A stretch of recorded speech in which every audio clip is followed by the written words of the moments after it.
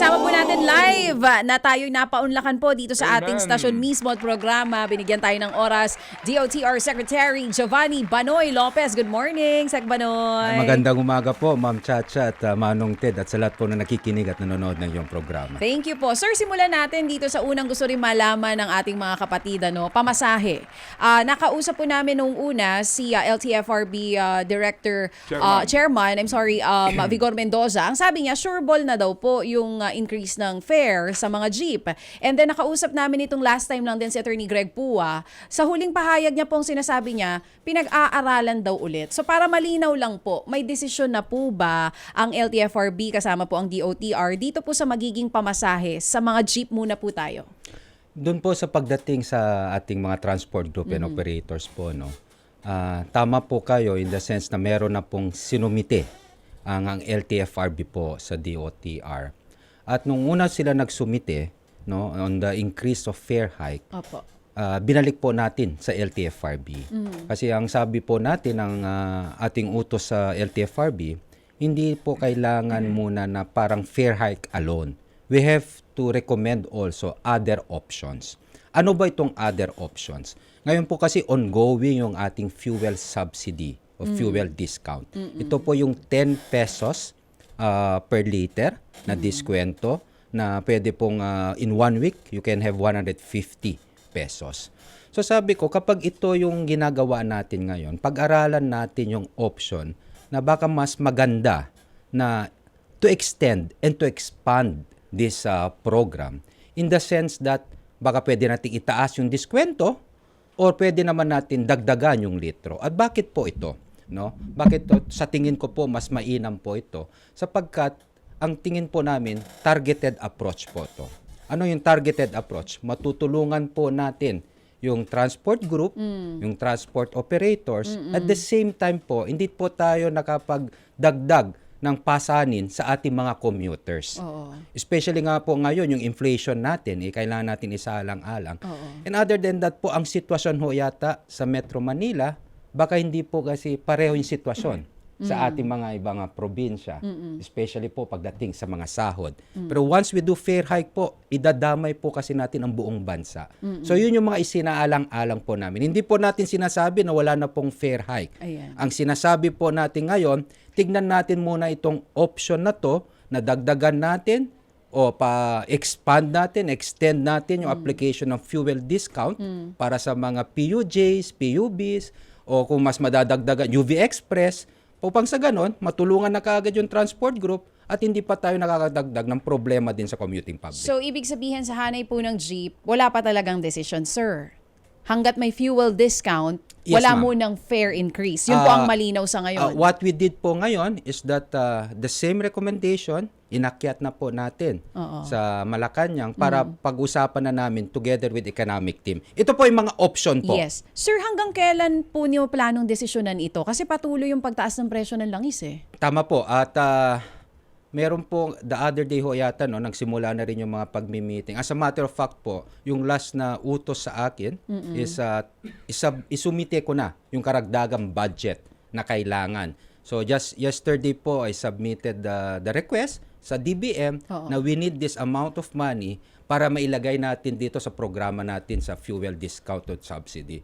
In the meantime, habang tinitignan natin yung magiging epekto, kung itutuloy ba natin yung fare hike na hiningi nila. I think the one they're asking right now is around 5 to 10 pesos. Medyo May 2 malaki. pesos, may 10 pesos. Iba-iba Tama po eh. Opo. And we should consolidate everything kasi we're not just talking about PUJs po eh. Yes. We're not talking about PUBs lang po, modern traditional. Pinag-usapan din po natin dyan yung TNVS. Lahat po kasi yan. Isang grupo Bus. ng tama po.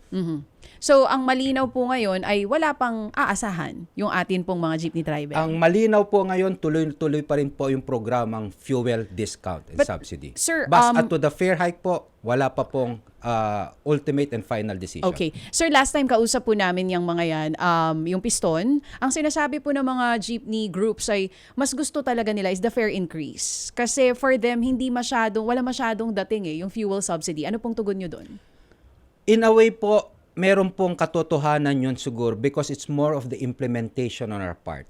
Kasi yung fuel discount po na yan, o the fuel subsidy na sabihin natin, in order for it to be effective, kailangan po talagang madaming gasoline stations ang sasali. So madami talaga, in lahat ng mga lugar, merong mga enrolled gasoline stations. So ngayon po, nagipag-ugnayan pa rin kami sa DOE kung how to basically Expand.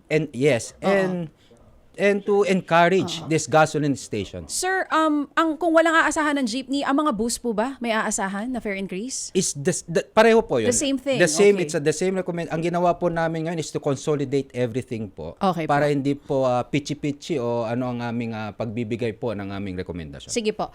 Sir, puntahan natin yung mga nabanggit po na proyekto ng Pangulo nitong nakaraang SONA. Unahin natin yung North-South Commuter Railway. Sinabi po ng Pangulo na yung Valenzuela-Malolos section will open ngayong 2027, which is next year. Sure po, nung na-flash, ewan ko ako lang pong naka-observe no, nung binaling yung camera sa inyo, nung pagkasabi ng Pangulo yun, parang medyo, ano po ba, parang kinabahan po ba kayo doon? Realistic po ba yung target ng gobyerno na talagang paganahin na po yung section na yan by 2027? Realistic naman po. Okay. It's more of kinabahan in the sense na kailangan talaga. So may kaba? Opo, kailangan talaga tuparin yung instruction ng ating Pangulo. At yan naman po ay ganun pa rin yung target natin na by last quarter hanggang December of 2027, yung segment ng N1 na sinasabi natin, Valenzuela to Malolos, yun po yung target natin na we can do partial operations po. Nasaan na po kayo sa completion sa ngayon, if it's realistic? The completion right now po is at least for the civil works, no, the construction. So pumapalo na po tayo ng 80 to 90%. Ang inaayos po, madami po kasing aspeto na doon sa N1 natin. The same way sa lahat ng rail lines natin. Hindi lang civil works, meron pa tayong mga signaling, the bagon and rail tracks. Yes. Yung inaayos namin ngayon is the signaling. Okay. And hindi lang po ganun kadali ayusin kasi meron pang interfacing with the other contractors din po. So but we're hopeful and we're confident po na maayos natin. At saka ito pagbibigay po ng timeline kasi po, ito naman po ay isang resulta ng pagsasangguni also at consultation, not only with the contractors, pero meron din po kaming independent consultant na tumitingin na kung tama ba yung ating mga proyekto. And of course, yung DOT RPMO din po. Okay. Sabi niyo po by December 2027, sure, nagagana po yan. Ano po ang posibleng magpa-delay kung sakali mang hindi po matupad yan? Ang posibleng makapag-delay dito kung hindi mag-ayos-ayos itong mga contractors natin kasama mga consultant natin. Kasi po ang the complexity of the project, one segment isang proyekto, parang itong N1 na lang po to. Siguro meron po tayong 3 contractors diyan. Okay. Kanya-kanyang scope of work sila. Oo. And the end of the day, ang kailangan natin gawin diyan, lahat ng ginawa nilang programa o proyekto, scope of work nila, parang Lego po yan. Kailangan natin siguraduhin na lahat will function effectively. So if there will be a delay, it's more of The contractor side. hindi siya kasama na rin po ang DOTR. And again, to make sure that there will be enough funds na mabayaran din po sila. So, by next SONA po, July ng 2027, last SONA po ni Pangulong Marcos, anong inaasahan nating announcement tungkol dyan sa kanyang pinapangako na Valenzuela to Malolos na North-South Commuter Railway? Pagdating po sa Valenzuela North po, sasabihin niya po na tuloy pa rin po, yun pa rin po ang target by December pa din. Opo, last quarter of 2027. Pero ang kagandahan naman po doon, by the next SONA, maasahan na rin po natin na partial operations yung 12 stations ng MRT-7. Sige. So before we go to MRT-7, pero yung sabi niyang sisikapin na matapos hanggang Clark, Yan, oo, may ganun din. paano yun? To be more truthful about it. To be truthful about it, kaya po sisikapin, may problema po kami sa right of way. Okay, sige. Alright, so MRT-7? Oo. Yung binabanggit din po na MRT-7 project ng Pangulo, nasa saan na po tayo dito? Ang sinasabi po, unang 12 stations sa 2027 gagana na dyan sa MRT-7. Pero nasa na po ba tayo sa status ng project? Overall status po for the first 12 stations is around 87%. Okay. As of now po. Yung buong Riles na po, yun fully energized na po. Ibig sabihin, may kuryente, may power, gumagana na po. Yung pangatlong aspeto, yung bagon. Kailangan kasi may testing and commissioning. 48% na po tayo dyan. Okay. So kailan po? Anong buwan mismo sa 2027 gagana itong Ako 12 po, stations? pinipilit ko po na sana pumalo kami ng Abril or May, no? Bago mag-June. Pero definitely po, second quarter, hindi po matatapos second quarter, partial operational na po ang 12 stations po natin. At Pero yan siya ay hanggang saan lamang sa Quezon City? Hanggang saan? Hindi pa matatapos sigurado yung common station. Hindi po. Ang common station po hindi kasama sa MRT-7. Itong partial operations po natin na 12 stations, there are only 14 stations po. Yung 12 stations natin is from Sacred Heart Yes. all the way to North Avenue. Correct. Meron pa po tayong common station, Manong Ted. Total, nabanggit yun na po. Yung common station po, in order to be operational, ibig sabihin, pati signaling po, Okay. matatapos po yan yung partial operations natin ng first quarter of 2028. 2028 bago maghalalan ng Mayo. Tama po. Okay. Tiyak, ito lang, banggitin ko ha. Kasi ibig sabihin, hanggang sa North Station, yung pinakahuling istasyon, bago ka tumulay papunta doon sa connecting na ng MRT3, tama, at LRT1, right? Tama po, Manong Okay. Ted. So, ibig sabihin yan, maglalakad po muna yung commuter papunta doon sa pag-change train. Oo nga, medyo inconvenient. Maglalakad po talaga kahit na may partial operations. Pero ganito po ang gagawin natin. Yung sinasabi natin na first quarter of 2028, the idea of this common station, for example, galing ka sa North Avenue, kasi sumakay ka ng MRT-7, dadaan ka sa concourse ng common station and platform, dediretso ka na sana dun sa Riles na dalawa para papuntang LRT1, papuntang MRT3. Okay. Since since first quarter of 2028 pa matatapos na yun kasi we're fixing the signaling. Kailangan kasi may signaling ang rail tracks po yan. Ang gagawin po namin ngayon is to ensure na pag natapos na po yung North Avenue MRT-7 at functional na po yan, magagamit ng ating mga commuters yung concourse at platform. Okay. At kausap na rin po namin ang Trinoma na magbibigay sila ng kumbaga access road o access way papunta sa ating MRT-3. In that way, hindi sila maglalakad sa ilalim sa kalsada. In other words, meron na po itong meron pong pananggalang sa ulan at araw. Tama po, Yung and for the lalakaran comfort nila. and convenience po. Sige. So, ang issue ho dito, yung common station. No? Yapo. Yung kabuuan ng common station as in, hindi na po pa lalakad ng malayo ang mga commuters at maganda na po yung access. Kailan talaga tapos? Matatapos po yung first quarter ng may partial operation 2020. But the entire po matatapos yan around siguro 2030 na po. Ha? Tama po. Kasi dalawa po yan. Yes, we know, dalawa we know. po. Sige. At kaka-approve lang po ng ED. Ang nangyari po kasi dito, no, we terminated the Yes, sir. contract. The contract, opo. And nung na-terminate po natin yan, nakiusap tayo sa LRMC if they can continue the project by way of variation order. Since it's a variation order, susunod tayo sa proseso ng gobyerno at kamakailan lang po the ED Council, they approved the project itself. So, masisimulan na natin yan kasi habulin natin at least the partial operations po nung first quarter of 2028. Bago po natin tunghayan tong LRT1 extension, tong kontrobersya dito, yung final two stations from Sacred Heart, Tala hanggang doon sa San Jose del Monte, Bulacan, ano po, kailan ang target nito? Meron na ho bang final destination doon sa San Jose del Monte, Bulacan? Finally po, nagkaroon na rin po ng kung saan babagsak yung istasyon natin sa San Jose del Monte. Doon pa sa original, hindi na? Hindi na ho. Okay. Kumbaga, there will be some adjustment po. I'm not just quite exact of the kung left or north of something. Pero nakahanap na po sila. At isa pa po, yung papunta po kasi bago pumunta doon, meron pa Tala. tayong Tala Station. Okay. Oo. Ito po ay isa sa rason bakit naantala din po ito. Kasi ang unang alignment to kasi dadaan sa mga private private properties. Okay. Ngayon, sir, ilang kilometro na lang yan from Sacred Heart to San Jose? Na naman. If the entire MRT7 is 24 kilometers, so masasabi natin sim, so maanim din na kilometro. Yes, opo. Ito na lang po. Dulo na lang po mga kapatid, hindi pa humatapos-tapos. Puntahan lang natin itong LRT1 extension na ito. Balikan ko lang po. Sir, hindi ho ba ang lahat ng itong istasyon ng LRT na extension ngayon po ay operating hanggang dyan lamang sa sukat, right? Tama po. Okay. So meron po tayong istasyon na remaining. Ito po ay Las Piñas at Bacoor.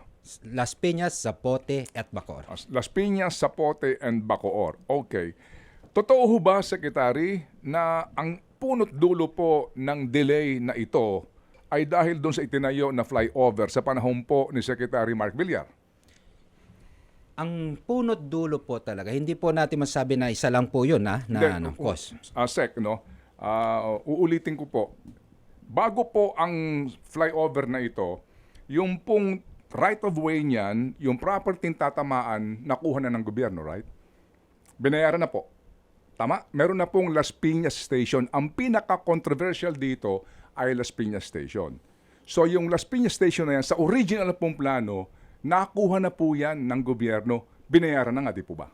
May nabayaran po, hindi lahat. Okay, sige. Sa amin pong panayam kay Ginoong Cabrera, binabanggit niya na bayad na ito at meron na nga pong plano. Pati yung LRMC na siya pong operator nito, yung lahat ng plano niyan, gawa na. Okay, so nabayaran na yan, pero dahil may itinayong flyover, nagbago na po ang lahat. So, aminin niyo ho ba na ang pinagmulan talaga ng problemang ito ay yung flyover na itinayo nung panahon po ni Secretary Mark Villar?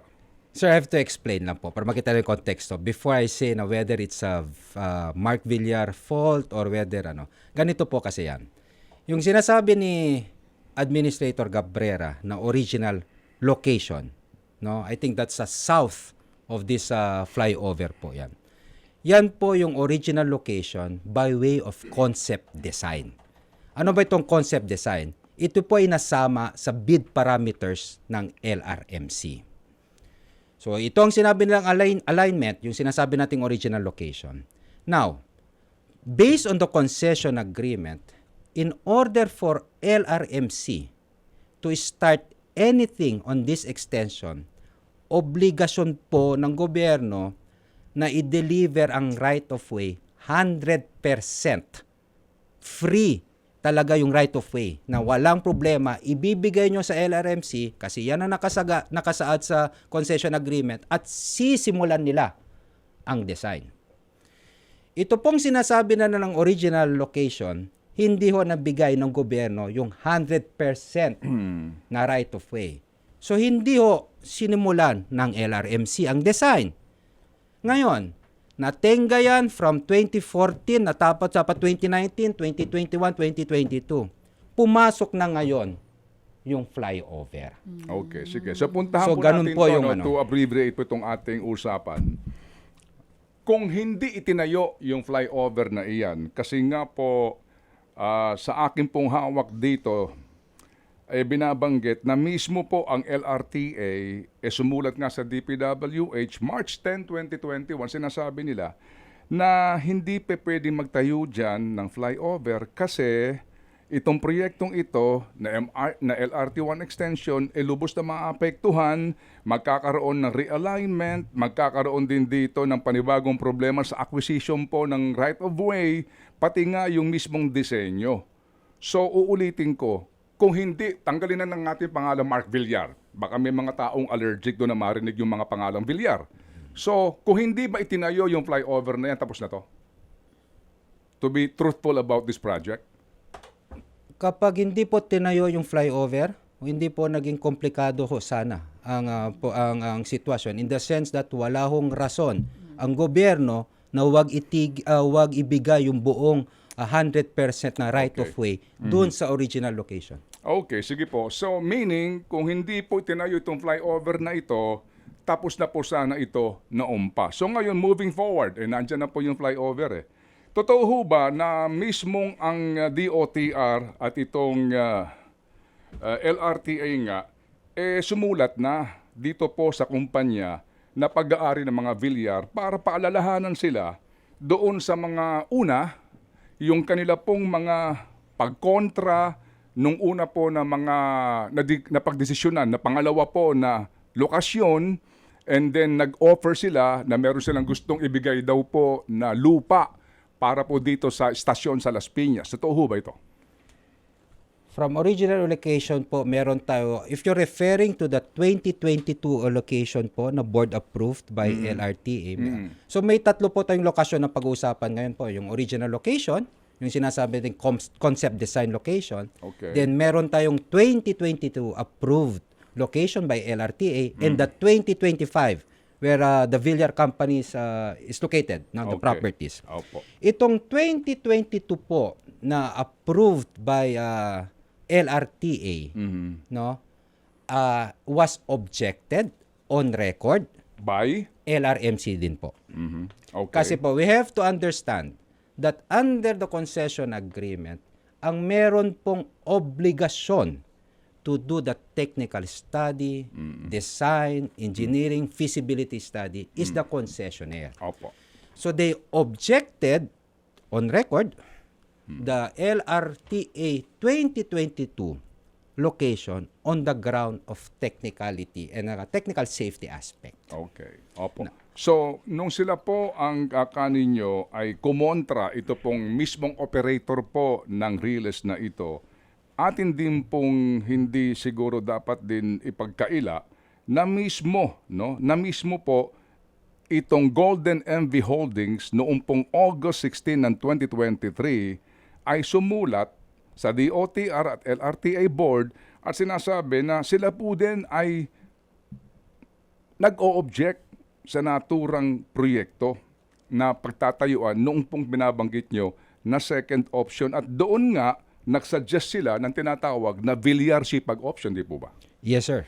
Tama, di ba? Tama Okay, yun, sir. sige. That's on record also. Opo, yan. So, ibig sabihin, ito pong kumpanya ng mga Villar, nagsabi din na huwag niyong itayo din yan. Dito ho itayo yan doon sa kanilang sinasabi na malapit-lapit doon sa kanila pong Villar Sipag area, right? Na hindi ho naman natuloy nga. Yes, Kumbaga, sir. okay, Yes, sir. tama, hindi Tama na po. hindi natuloy. Ngayon, dahil po nga sa ito'y napaka-importante, ang DOTR LRTA po ay sumulat na ho mismo sa mga kumpanya ng mga Villar para sabihin na ano ba talaga?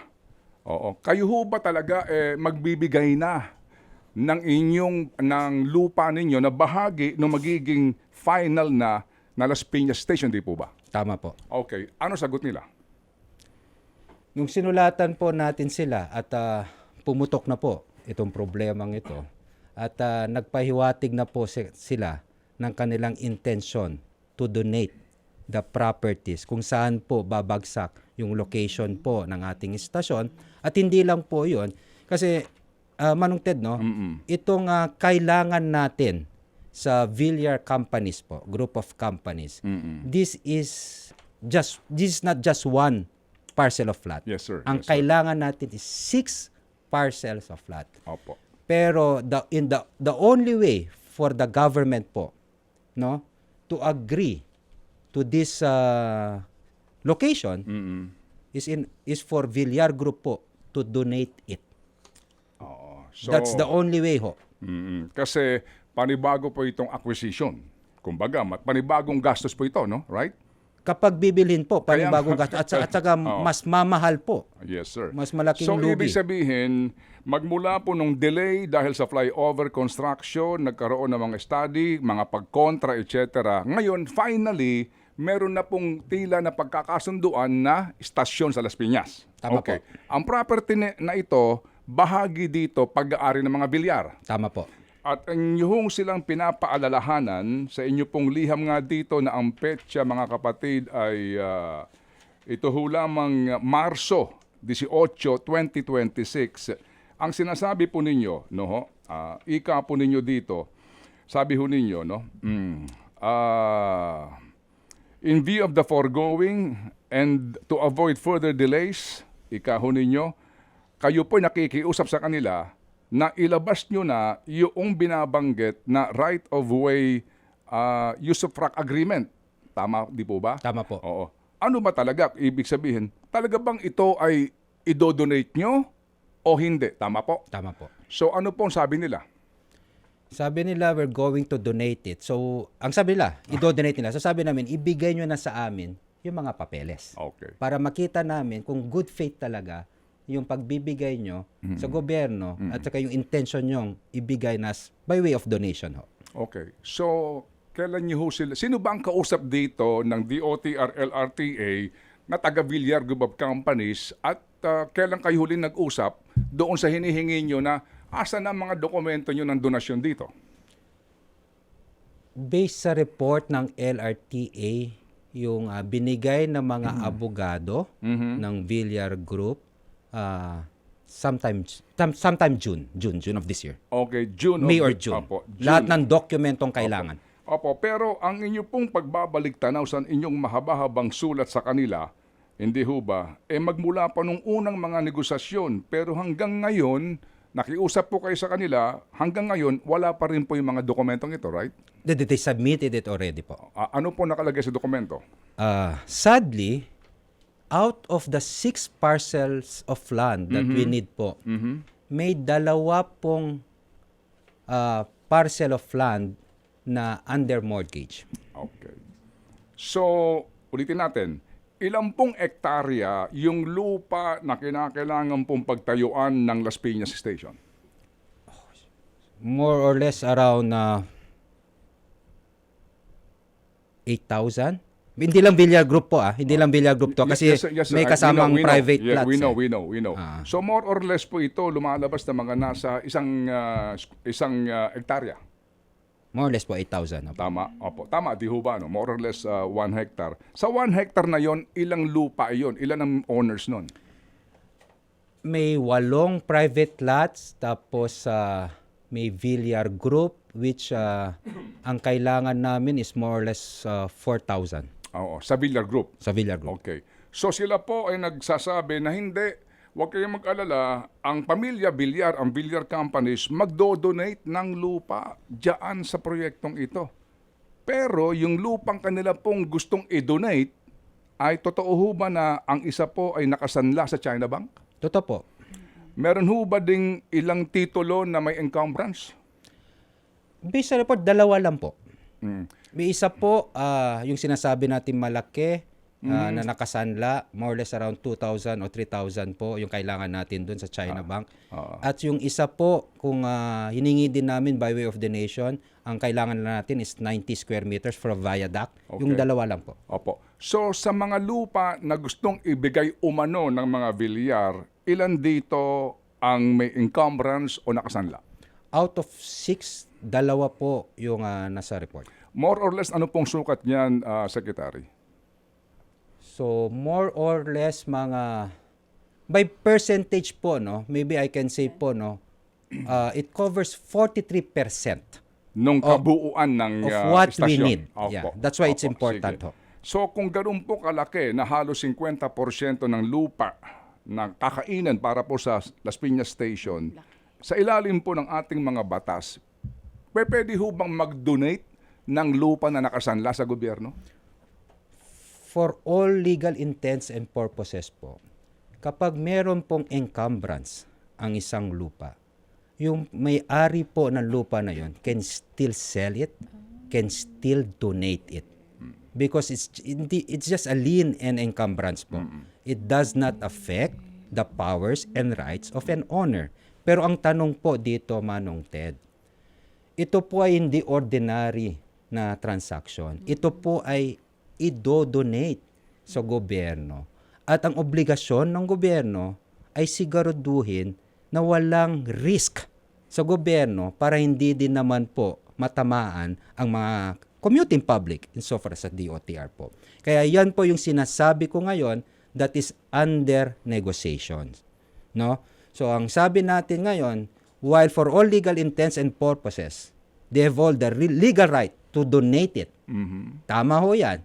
Pero tayo, we should do a counter offer to protect the government. At yun po yung negotiation ngayon. Ano pa ang ni-negotiate mo Sir, sa gantong sitwasyon? Sir, bigyan ko muna po ng konting ng background. Nung pumutok po to, itong problemang to, ang sinabi ko po sa LRTA at sa rail sector ng DOTR, to make an objective assessment. Ano ba itong objective assessment na ito? Ito yung kailangan namin isaalang-alang din kung pwede pa ba kami bumalik sa original location. Kailangan pa ba, pwede ba namin tanggalin yung tulay? Yung flyover. So nagbigay po ako ng 3 parameters po. First, as to the necessity of the bridge. Second, as to the costs and the timeline. Using the 3 locations, the original, Okay. the 2022 approved, and the recent proposed location. Yung original location po, hindi na ho tayo makakabalik doon. Bakit? Kasi mo, merong flyover. Opo. Okay. Opo. So, Pero sandali lang ha. Opo. Ito lang po sa mga nakikinig sa atin. Meron na po diyang president, no? Itong MRT-7 tatamaan yung flyover sa Tandang Sora. Okay? Opo. Ngayon, yung Tandang Sora flyover na yan, napaka-importante rin yan para po sa amin, no, sa Quezon City. Sa halip po na lumihis yung tren o magbago ng linya, giniba yung flyover dyan sa Tandang Sora. So doon po sa sinasabi natin na financial, kumbaga, wisdom ho dito, kung yung flyover sa halagang 300 million na ginasta ng gobyerno, kung giniba mo na yan, kumpara dito ngayon sa bilyon na iyong gasto sa yung cost of money ng investor, yung time spent kakahintay dito, at yung ngayong bilyon na acquisition sa mga right of way, ano ho ba ang mas matimbang doon kung ikaw talaga pipili? Yung bang paggiba ng 300 million o paggasta ng bilyon at pagpapahintay sa publiko ng halos ngayon po 6 years na hindi ho matuloy-tuloy na proyekto? Tama po yan, Manong Ted. Kaya nga po, let me just explain Opo. po, no? Go Para ahead. objective po yung ating dito. I will address po yung MRT-7 na giniba natin later on. So first, on the necessity po. Tinignan namin yan, assuming po, tanggalin natin yung flyover. Wala pa pong cost at saka timeline ho dito. Necessity lang po. Inaral namin ang sitwasyon. The flyover was established, was put up basically to bridge yung malaking problema sa tramo Saka and C5. C5. Napakalaki po ng traffic dyan. Choke point po parati yan. Kapag tatanggalin natin yan, mas dadami po lahat. Kasi intersection po. Gagawa ka ng diversion, panibagong traffic plan. Ate po. So, ang mangyayari dyan, the answers, the necessity. In other words, kailangan ba ngayon yan? Ginagamit ba yan? Ang sagot po namin, oo. So, kailangan, necessity. Punta tayo as to the cost. Now, as to the cost, kinompare namin ang itong original location na sinasabi natin ito na walang flyover and the recent location ngayon. Itong pinakabago. While admittedly, mas konti yung raw acquisition natin sa original original location at mas malaki itong ating itong present na proposed location, itong Villar location. Yung cost will be affected by the following factors. Una, out of the 8,000 plus na kailangan natin, 8,000 square meters. 4,000 ang donated. Nakatipid po tayo doon. No? Pangalawa, if we compute cost, kailangan natin isama yung cost of removing the bridge. Tama ho ba? Sabihin natin 150 million. 100 na lang po. Plus 100 million. Pangatlo, hindi lang ho yun ang isasama natin. Kailangan din natin isama yung gastusin natin nung tinayo natin yung flyover. Kasi po, kapag tinanggal natin yan, waldas na yan. Idadagdag natin ngayon yung amount na yon. So that's another maybe 200 plus million. Nung kinompute po namin lahat, ang cost po ng pagbabalik sa original location, kumpara po sa present po ngayon, assuming na they will agree sa ating mga terms po sa donation po, assuming that they would agree, Mas makakatipid ang gobyerno? makakatipid ang gobyerno na not less than 500.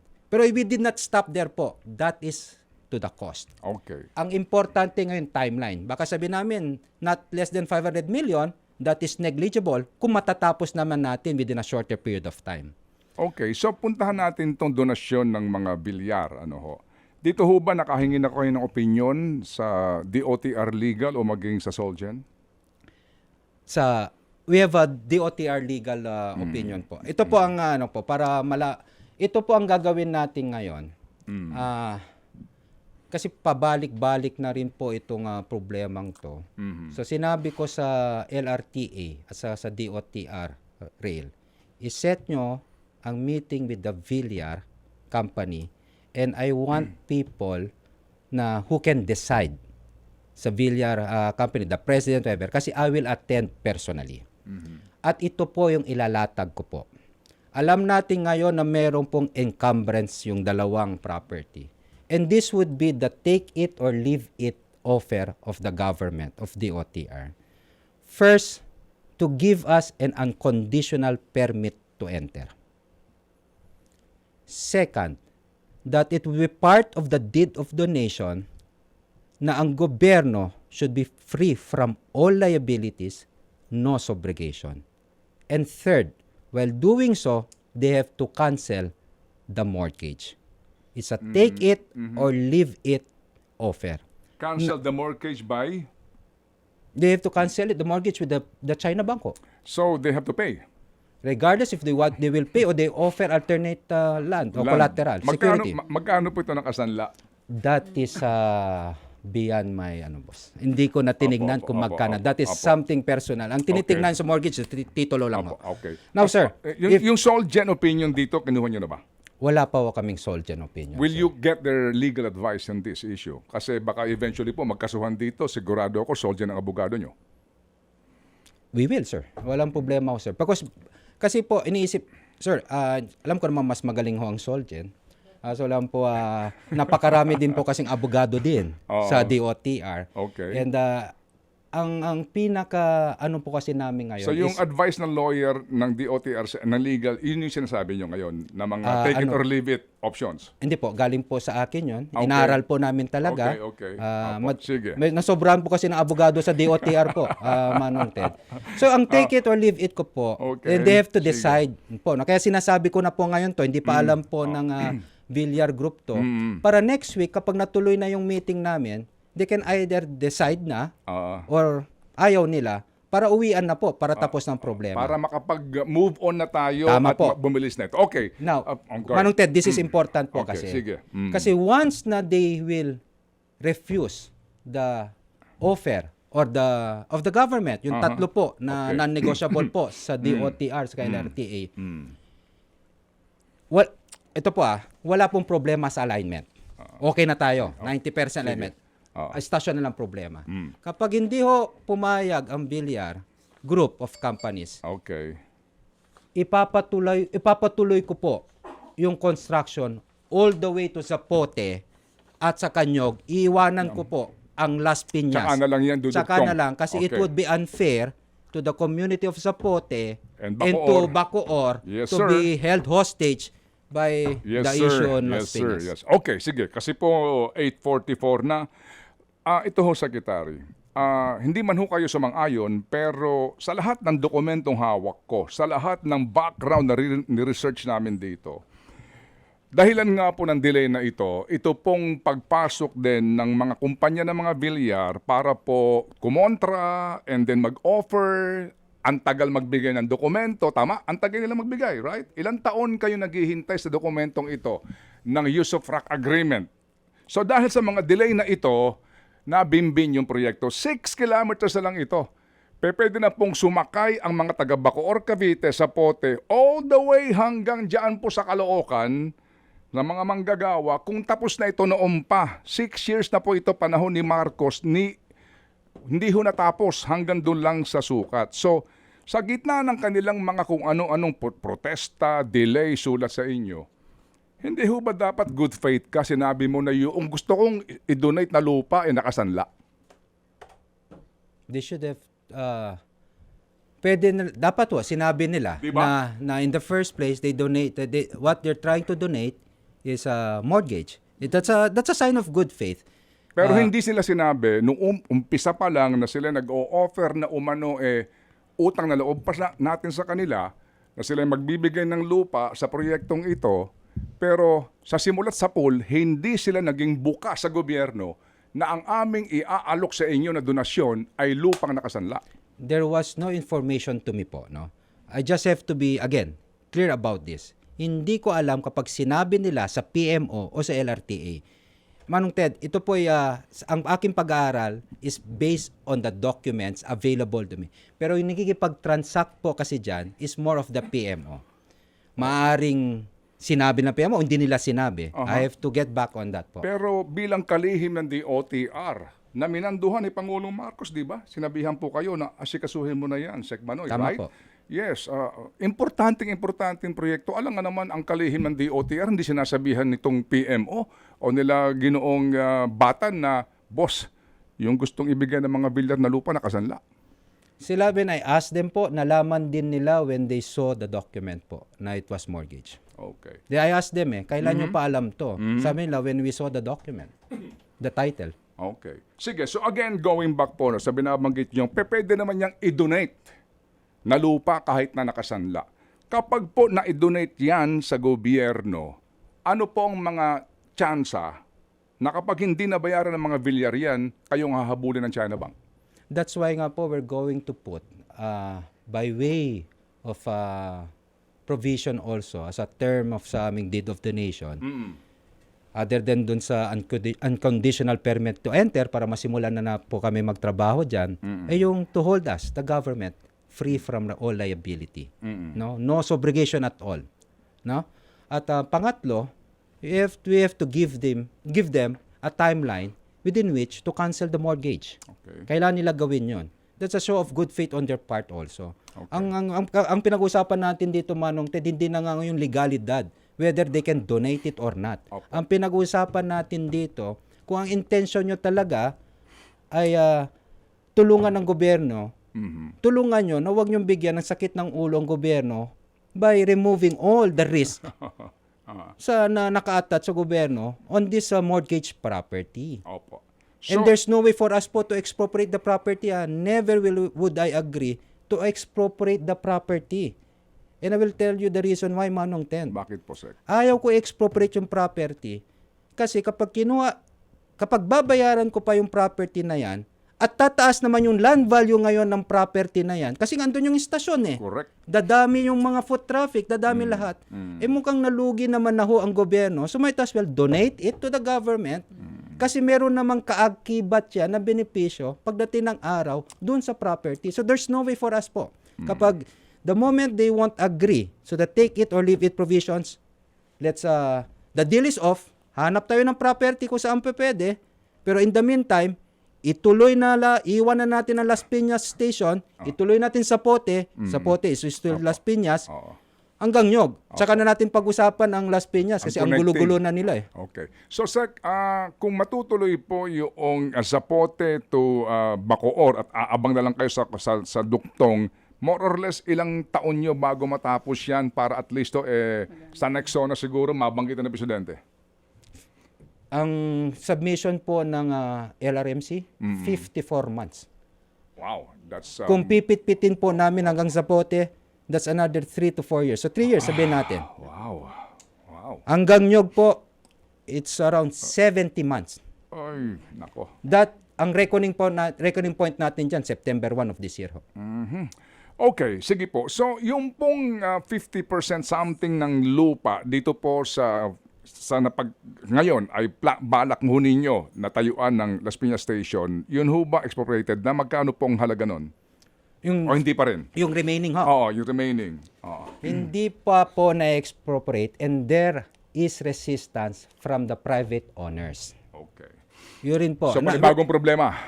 May bagong problema. Kaya sabi ko po, since magulo na po lahat, iwanan na lang tapusin na natin hanggang Zapote. Na maghanap na lang kami ng ibang Dito po tayo. Pero kapag nagkaayos po kami, Manong Ted, dito sa donation, I'll be forced to expropriate it. The other.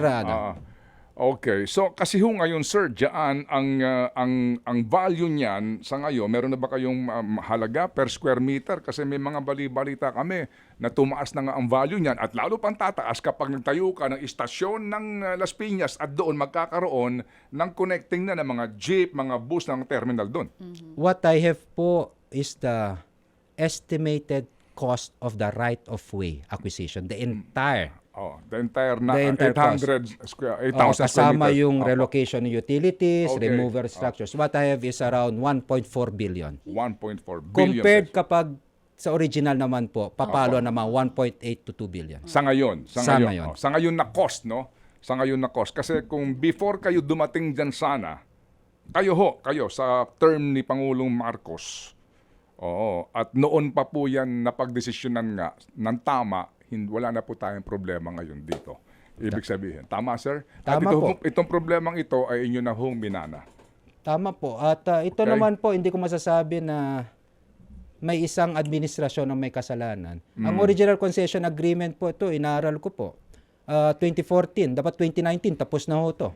Itong Cavite extension na to. Kapag binigay ng gobyerno ang Lahat. right of way, Opo. wala ho wala yung naibigay Kaya nga. Pagdating sa last admin, wala pa Okay, rin ho sige. tayo naibigay. Hanggang Sige po, ngayon, sige inaayos po. pa lang ho. Sige po. So sa ngayon po ng mga nakikinig sa atin na mga taga Cavite at yung pong beneficiaryo ng napakahalagang proyektong ito, timeline ninyo dyan sa take it or leave it na inyo pong sinasabi na yan. Kailan po ito, Sec? Meeting po namin is by next week. Bibigyan, ang target pa rin namin is September 1 to start lahat. So, bibigyan ko po sila ng 15 days. Or mas maganda nga po kapag nakikinig po ngayon ng Villar Group, nanonood, pag-isipan na lang po nila ngayon yung ating sinasabing take it or leave it offer. Para kapag nag-meeting po kami next week, sasabihin lang nila, oo at saka hindi, para matapos na rin po kami sa problema namin. Kayo ho kasi ang secretary, sino ba ang direktang kausap dito ng mga kumpanya ng mga Villar? Si Attorney Mark Steven Pastor ho ba? No. Hindi? No. Hindi No. siya? Undersecretary Mark Pastor is a Undersecretary for Road Sector. This is rail po. Okay, sige. Anyway, sige po. So, Sec, bagamat kami po napakarami pa hong katanungan sa iba pa hong mga aspeto po ng kagawaran, pero as usual po, no, kapos tayo sa oras, so we say thank you, Sec. Baka kami maaari makaimbita ulit doon sa update po ninyo dito po sa proyektong ito. Ito po isang napakagandang halimbawa kung bakit tayo ganito, Sec. Sa katotohanan lang, di ba? MRT-7, Panginoon Diyos. Kailan pa ho sinimulan ang plano niyan? Magmula pa ho noong pong panahon pa ho ni Ramos, pinag-uusapan na yan. Hanggat sa maupo po si Erap, pinag-uusapan na. Nagkaroon na po yan ng panahon ni Gloria Arroyo. Ngayon po, junior na ni Marcos na nakaupo. Ipinapangako pa lamang yung 12 Tama po. istasyon, di po ba? Tama po. So ito ho ang ating malaking problema, itong gantong uri po ng mga pangyayari. Alright, so Sec, ano po ang leksyon nyo dito? Bago po pumasok sa gobyerno, tignan po muna kung may malaking problema po yung kagawaran natin. Di ba kailangan po namin magtulong-tulungan po lahat po Amen. na stakeholders po. Amen. Sec Banoy, salamat na marami. At Thank you siya, po. Yes, last na lang, Okay. isa lang. Sige, Isa go. lang po. Okay. Oo, may mic na ba ako dyan? Meron Oo, na. brothers and sisters. Okay. Sec, dito sa delay na to na medyo matagal, na-explain nga ni Manong Ted kanina, may nakikita po ba tayong liability kung sakali mang nakapag-consult na po kayo sa inyong mga legal lawyers? Hindi man to sa inyo talaga, hindi naman kayong magkakaso kung sakali man. Pero kung sakali, ano daw pong liability on the part ng Villar kung meron man po? Liability po Like ng bidang. cases to be filed Actually kung po, ganito no? katagal Hindi, po para yung ano na nangyari. po. Ako, I will not answer that na kung ano ang liability. Kasi po, I think there's an ongoing investigation. Okay. And we were asked to submit by the documents- ombudsman? by the ombudsman to submit ang sabi ko nga po sa lahat ng LRTs at DOTRL, i-submit yung lahat ng papel na kailangan nila, pati po yung notes kung saan na nag-scribble, pati tissue kung may sulat sila, i-submit nila. Wala pong itatago. Okay. So, pwede nyo ho bang klaruhin lang anyway, hindi na bale. So, kinukumpirma ho ninyo na ang tanggapan ng ombudsman humingi na po ng lahat ng dokumento relevant to this project. Yes, sir. Okay? Including the flyover construction. Yes, sir. The entire ano. Then tayo. From the concession agreement, from the procurement and everything. Okay, sige po. So again, Sec, salamat na marami ha sa uulitin po, and thank you for bringing all this up, kasi ito dapat malaman ng bayan itong pangyayaring ito. Nasa ganun po mga kapatid, tayo mismo magkaroon ng wastong kaisipan kung bakit po delayed ang proyektong ito. Kayo na po ang humusga, at ang aming programa, as always po, nakailan na ho kaming imbita sa Pamilya Villar na paunlakan po ang isang malaliman at sigurado po ako, detalyadong panayam kung mamarapatin po ninyo. Mga kapatid, patuloy po kayong tumutok sa 105.9 True FM para sa totoong balita, impormasyon, music and entertainment. Mag-subscribe sa aming YouTube channel at podcast, at sundan nyo kami sa Facebook, Instagram, X at TikTok sa True Network PH. Bisitahin din po ang aming official website, truefm.ph. At panoorin din kami sa True TV Signal, Channel 19. Kami po ang 105.9 True FM. Laging true sa'yo, kapatid.